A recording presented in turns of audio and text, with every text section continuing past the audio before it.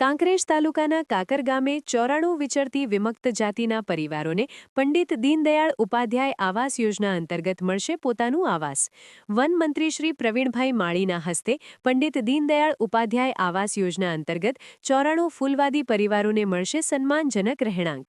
છેવાડાના અને વંચિત વર્ગના પરિવારોને પાયાની સુવિધાઓ આપવી સરકારની પ્રાથમિકતા. વડાપ્રધાન શ્રી નરેન્દ્રભાઈ મોદીના માર્ગદર્શન હેઠળ સરનામા વગરના પરિવારોને સરનામું આપવાનું પવિત્ર કાર્ય.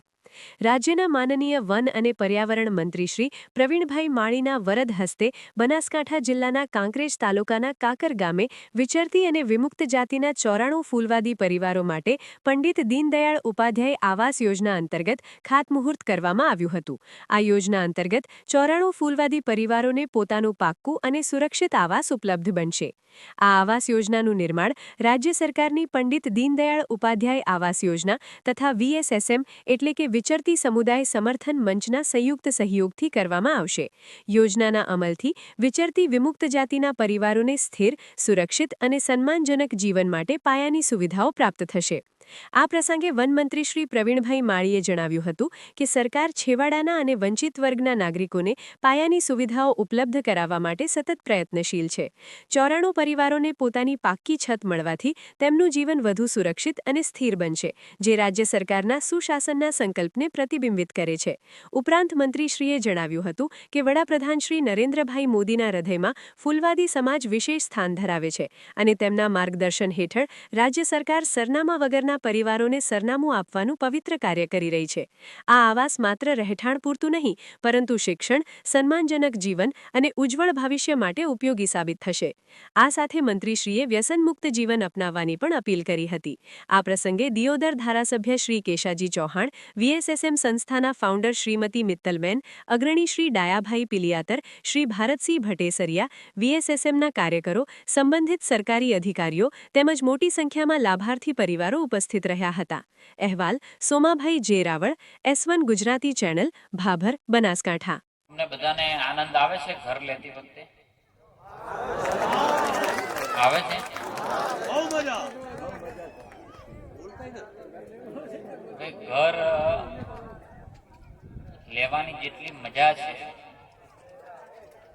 એટલી ઘરને ફાળવવા માટે ખૂબ પીડાઓ થાય છે અને પીડાઓ સહન કરતા કરતા કરતા કરતા અનેક આગેવાનોએ, અનેક અધિકારીઓએ, અનેક સંસ્થાના સદસ્યોએ આ 94 ઘરને આપવા માટે અનેક મહેનતો, અનેક તકલીફો, અનેક તડકો બધું જોયા પછી આજે આનંદના સ્વરૂપે આજે આપણે ભેગા થયા છે.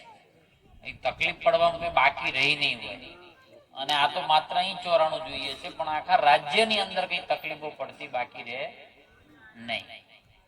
મને યાદ છે ત્યાં સુધી હું નગરપાલિકાનો પ્રમુખ હતો અને બનાસકાંઠાના વિચરતા સમુદાયને કંઈ પણ બાબતો આવે તો હું કોઈ અધિકારીને ફોન કરતો અને મને હજી એક સુધી યાદ છે મને કે એમને જગ્યા આપવાનું નક્કી થઈ જાય કે આપવાની છે. મારે ખાસ કરીને આજે કાકર ગામના સૌ આગેવાનોને અભિનંદન આલવા છે કે તમે આ ઈશ્વરીય કાર્યની અંદર તમે સપોર્ટ કર્યો છે.